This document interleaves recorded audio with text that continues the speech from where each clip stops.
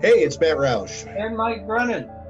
And we're back with another edition of the M Squared TechCast. We are having just a couple of minor technical challenges, but we think we've got a great show for you today. We have 2 half-hour blocks because we have 2 people that have more than 14 minutes worth of stuff to say. So, Mike, why don't you introduce our first set of guests here? Yeah, we have Ari Reuben and an old friend. Ari I just met, but Larry Shattuck and I go back, oh, gosh, I think to the last century, right, Larry? Almost. Just been a while. Right. So, and so Larry is involved with, it's pronounced Soter tech, right? That's correct. Okay, make sure I got it right.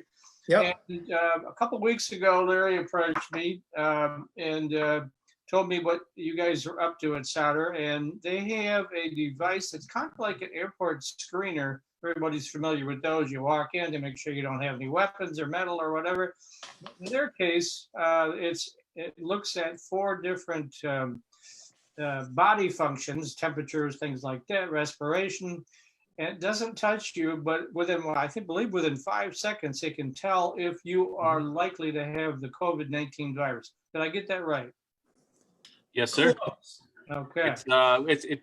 It can be as low as 2 seconds if you're just testing for temperature.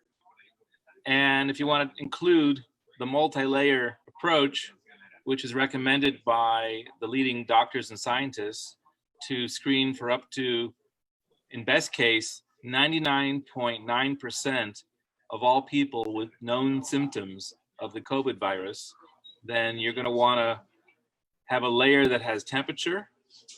By the way, a very accurate way of doing temperature, not heaven forbid, you don't want to use the thermal gun that you might find in a store for $50, because those can be off by 30% on accuracy. But if you have a very high accuracy way of measuring temperature, maybe plus or minus 0.01 degrees, which is what we're doing, plus blood oxidation level, plus heart rate, plus respiration, you're good to go. Icing on the cake is if you could also include blood pressure.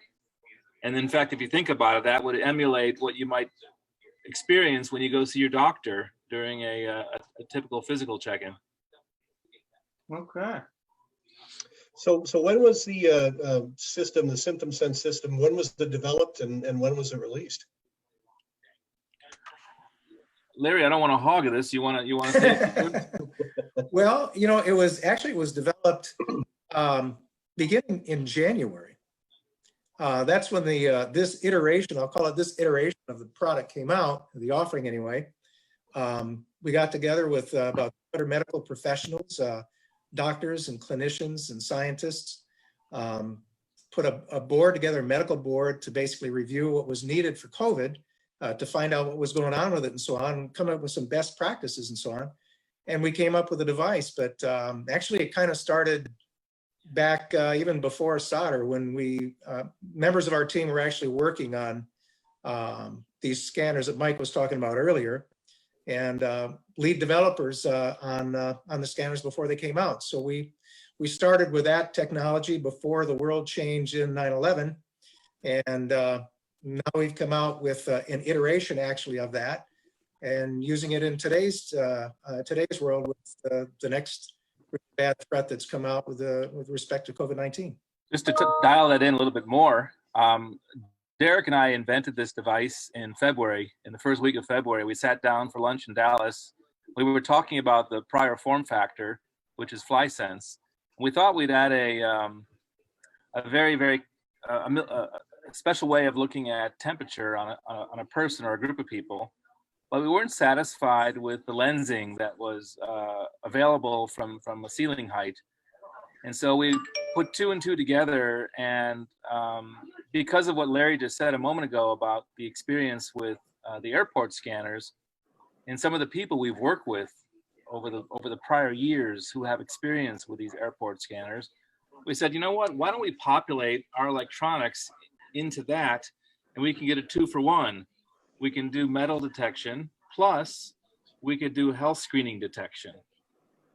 Why not? So why not do 2 things at one? It makes it a lot easier for the airports, and for the hospitals, and for the theaters, and for the shopping malls, and the schools, and the offices so that when people go through this scanner, we want them to have the same simple experience, essentially a go, no go. So if you see a green light, you'll say, I'm good, I can go through, just like you do with weapons at the airport today.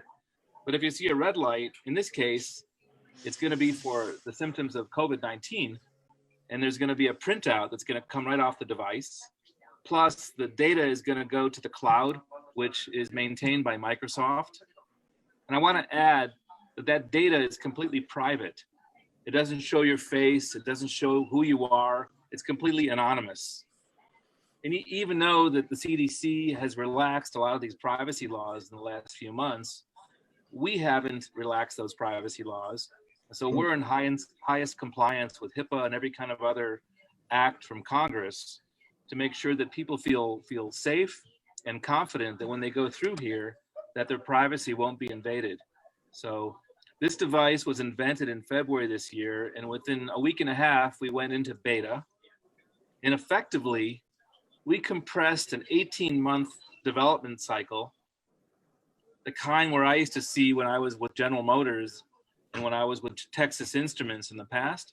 We compressed those typical 18-month development cycles down into about 3.5 months, and have produced this device, and we're shipping it Wednesday. Our first devices are being shipped to the NYPD. They'll be receiving the first 3 units. And they're going to use those, what, for people going into precincts or things like that, or how are they going to use it? And for 2 reasons, for 2 purposes. Thanks for the question. One purpose is what you just said. The second is they want to do evaluations. They want to see over a 30-day period, does this meet the criteria they've set, you know, whether it's with accuracy, whether it's with throughput. By the way, on throughput, we can do up to 1,000 people per hour per device. Plus, each of these devices has an 8-hour battery pack. So if for whatever reason the precinct or wherever they want to install it needs to move it somewhere else and doesn't have an electric outlet available, they can unplug it completely and they can operate it for 8 hours independently. And it's weatherproof, so it can operate outside. So it's quite agile. But back to the NYPD, what they really want to do is they want to make sure it works and satisfies the requirements. And then they're going to order an additional X 100 number of units. So X could be 100, it could be 200, it could be 300. We don't know the exact number. So I want to be very clear and go on record that they first have to make sure it meets their criteria. And if it does, then their team will tell us how many more they want to buy. We have a contract. By the way, Ari, just mentioned, they just didn't decide that they were going to throw it in. I mean, there was like a team headed by their chief medical officer that came to our office, spent an afternoon with their equipment validating that actually the sensors that were on board were actually recording properly. Larry, it was more than him. It was a team of 5. Yeah. It was doctors and scientists and purchasing specialists, but you're right. Yep. So it wasn't just we'll throw it in and see if it works. And Right. by the way, that's not just for the first. I mean, we've got dozens, scores of customers now worldwide that are asking for this. And it's, I mean, Ari, you can go into that because you know a little bit more than I am. You got more up-to-date information, but sure. I mean, we have governments and business entities inside the U.S., outside the U.S. These are iconic entities that some of which I can mention. I can mention that we'll be putting a device at Rockefeller Center, at Madison Square Garden, with some of the NFL teams, with some of the NBA teams, with some of the MLB teams. I'm not authorized to tell you which teams, but they are all over the country. With some of our government agencies, actually 2 U.S. government agencies. I'm not authorized to say who, but you know them. And certainly with governments around the world in Europe and the Middle East. And just about 10 minutes ago, we received our authorization to submit an invoice and so process the purchase order for a major Japanese entity that's an old company that, believe it or not, in 2019 had revenues of more than $430 billion. This very important entity has issued us a purchase order, and a few minutes ago we were given permission to invoice. So we're we're global now. We have a global team, and it's. But I have to tell you that each time someone asks for data, we say, instead, why don't you send your smartest people and bring their equipment, and we'll invite them to our headquarters and let you do the testing yourself, because that's going to be faster, and that also will be completely under your control. Right. So what is the form factor, fellas? What's the form factor of this thing? What does it physically look like? If you want, I could show it to you on this call. Yeah. Go ahead. Share your screen if you would. Yeah. It actually looks like one of those, when you step into the airport detector, it looks like that. Man. Go ahead, Ari, if you got a picture. You know what? I'm having. All right, let me try. I've been having some technical issues here on my end. Let me try. Okay. Tell me if you can see this. No. It's all black. Okay, so you're going to have to show it then, Larry. I was going to show you that if you go to symptomsense.com, you can see the form factor. Okay. So SymptomSense, SYMPTOMSENSE, and you can see the form factor on that site.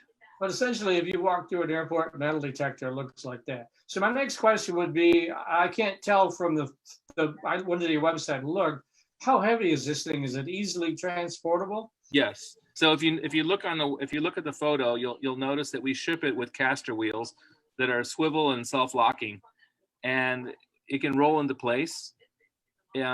We ship it all over the world. We have a special way of packing it. It ships sideways. We can ship it assembled or disassembled into its 3 components.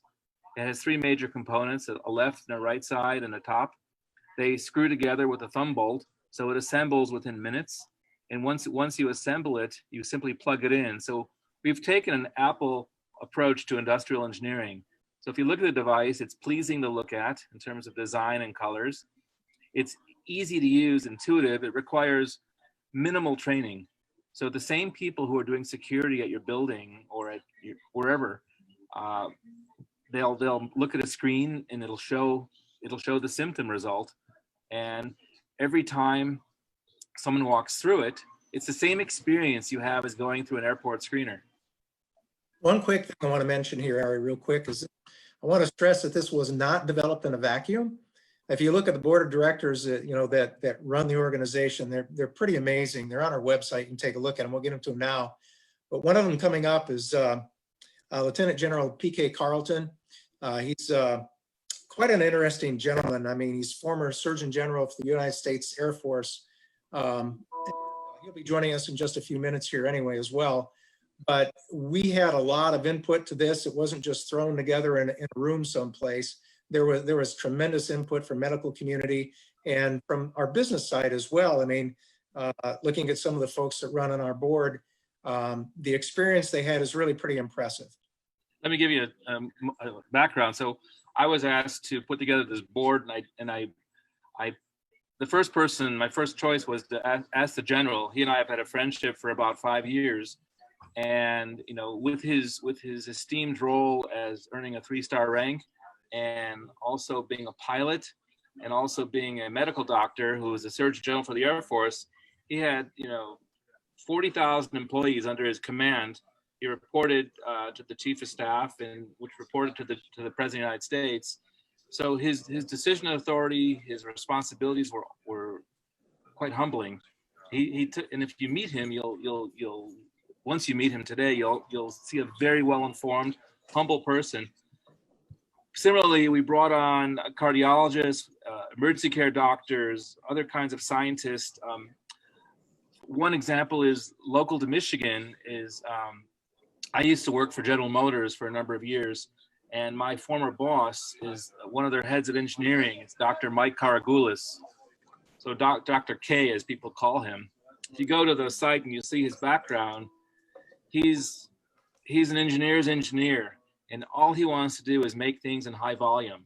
So whereas Dr. Carlton, or General Carlton's job, is to make sure we get the science right, Dr. Karagoulis's role is to make sure we get the production right. Well, that's a good segue. That would be my next question: is if you're getting this many orders, how quickly can you scale up your manufacturing? So we're scaling right now to the rate of about 1,000 a month. And then we're scaling, our next jump will be 5,000 a month. So right now we're producing inside around 100 a month this moment. But over the next 30 days, we're scaling to 1,000. And over the next 90 days, we're scaling to 5,000. And we're not doing it by ourselves, we're outsourcing. As I was going to say, 'cause I think you're based in Dallas or near Dallas, right? Well, I'm in Dallas. Larry's in Michigan. The company's headquartered in New York. We have offices in the Bay Area, Athens, Greece, London, England, Monaco, Luxembourg, Moscow, now Tokyo, Japan, and that's it for right this moment. Be wary of China, so. We're not touching China, you should know. Yes. First of all, we engineer it on you, Yeah. Well, there's agreements that there's certain, whether it's a TAA or NDAA, there are certain, defense acts that although we're not a defense agency, we're obviously already selling to. You're about to become a defense contractor. Right, yeah, you got it. We are right. very careful. We are very careful to make sure our components are sourced from approved suppliers. We know exactly the identity of the five particular companies that are on the forbidden list, and we do not source parts from them. And I trust you. Please trust me that we pay attention to supply chain. All right, let's bring in the general if he's standing by. Is he there, Dave? No? No? Well, let's keep going on. Maybe he'll join us shortly because we still have about 13 minutes left. So let's talk a little about price. I know that you told me the price, but I want you to tell the audience the price because I don't know whether is the price proprietary now or no. We can. The MSRP is $35,000 per unit, and the way we do this is we want people to afford it. So we have different pricing models. So there's a direct price, and then there's also a rental price. So for example, we've been approached by an entity representing the RNC and the DNC. They want our device at all the different rallies that are going on around the country. They asked us very late in the cycle this past Monday to be in Tulsa yesterday. It was too fast for us. We don't have enough units to supply that. So we had to decline that, but we're gonna work to be at the others. And in that situation, it'll be a rental fee. So that fee is of course proprietary to that client. In other models, we've come up with a way for the football league and the baseball league and the soccer league and the cricket league and others to actually, from their own balance sheet, pay zero, but through an insurance company that we do business with, they'll buy the units from us and they'll provision those to the stadiums, and they'll recover that fee through a surcharge, through a COVID surcharge. So there's different pricing models that we work out, but our MSRP is $35,000 per unit. All right, and I know the other thing you talked to me about, and I don't know yet whether that's been announced, is you have a relationship with a ticket vendor, because obviously the entertainment industry is completely shut down. Right. Can we talk about that? Right. So let's say God forbid, your family goes in to see an event. Let's say you've decided to go to a baseball game this summer, and I'm not sure that's going to happen because of how that's negotiating with the league. But let's say that it works out, and maybe August 1st you finally get to go to a game, and let's say you're with 5 people, and 4 people go through our device, and the 5th person doesn't. He gets tagged out at a red. So because of our relationship that we've constructed with the insurance company and with the ticketing, with Ticketmaster and everything else, you'll have the option of getting an automatic refund right then. So you'll have zero cost for your ticket, or your party can decide you want to split up, and 4 of you will go in, and the one person will stay behind. As soon as that decision is made, the ticket will go back into the pool, The thing is, if the person needs to be seen, we have a relationship with a on-site testing company that can do a 15-minute swab. And if it turns out they really are with COVID, then they need to be transported to an emergency room and taken care of. So we have those relationships worked out already. Yeah, because your device, I believe, is what, 99% accurate, but still there's a chance you could. Best case, it's 99.9%. Worst case, it's 99.4. 94%. But, So Oh, 94, yeah. but in best theory, case, it can still report a false, 99.9, worst case 94. right. But in theory, it can still report a false positive, right? Yeah, that compares. If you only take temperature, you're gonna capture at best. This is according to academic journals, 11% of people. So let's say that you're a fast food chain and you see 30 across the world. You see 30 million people coming through every day from all your chains around the world, and you can say that across that chain, roughly 3 million or so people will be caught with symptoms, and the other, 27 million will go through and infect other people. That's pretty scary. Yes, absolutely. So, go ahead, Larry. You're going. No, I go ahead. was just going to say that when Ari was talking about the different types of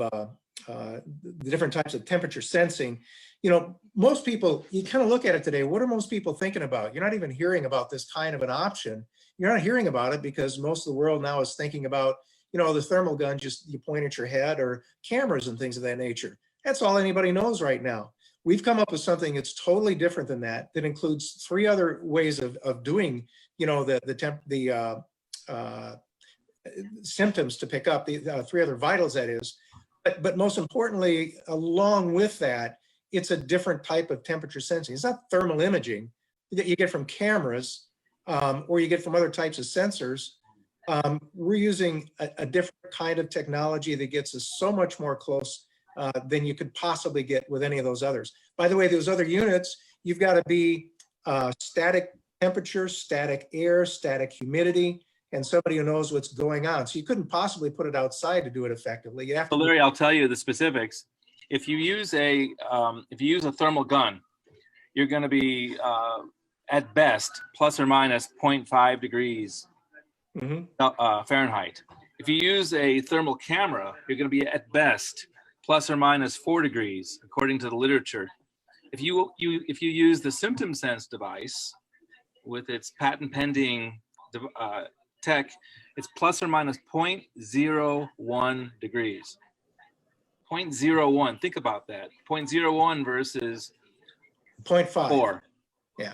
Yeah. I mean, it's a whole world of difference. Tell me a little bit about why it's important to also check respiration rate and heart rate and blood oxygen along with the temperature, and combining those.